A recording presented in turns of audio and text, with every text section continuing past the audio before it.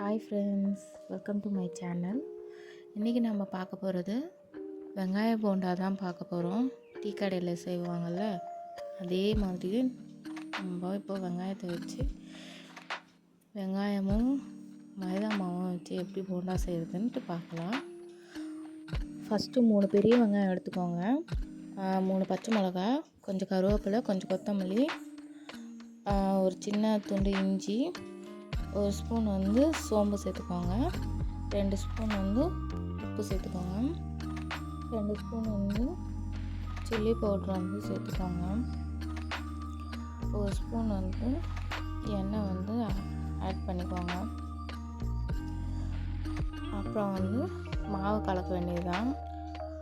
ஒரு கப்பு நான் மைதா மாவு ஆட் பண்ணியிருக்கேன், 1/4 கப்பு கடல மாவும், 1/4 கப்பு அரிசி மாவும் சேர்த்துருக்கேன்.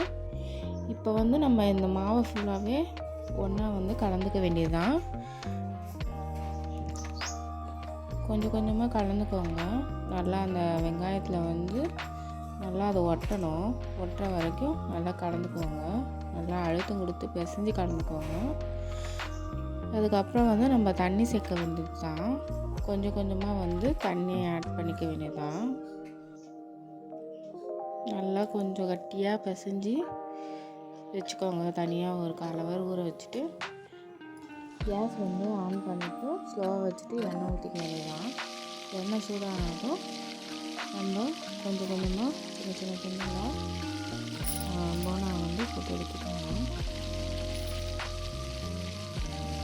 தேவையான அளவுக்கு நம்ம போண்டா எவ்வளோ கடாயில் பிடிக்கணும் அந்த அளவுக்கு நம்ம போண்டாவை போட்டுக்கலாம். இப்போ நல்லா வெந்துருச்சு.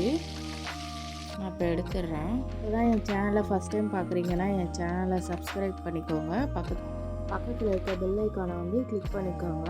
அப்படியே லைக் பண்ணிக்கோங்க, ஷேர் பண்ணிக்கோங்க. ஓகே ஃப்ரெண்ட்ஸ், தேங்க்ஸ் ஃபார் வாட்சிங்.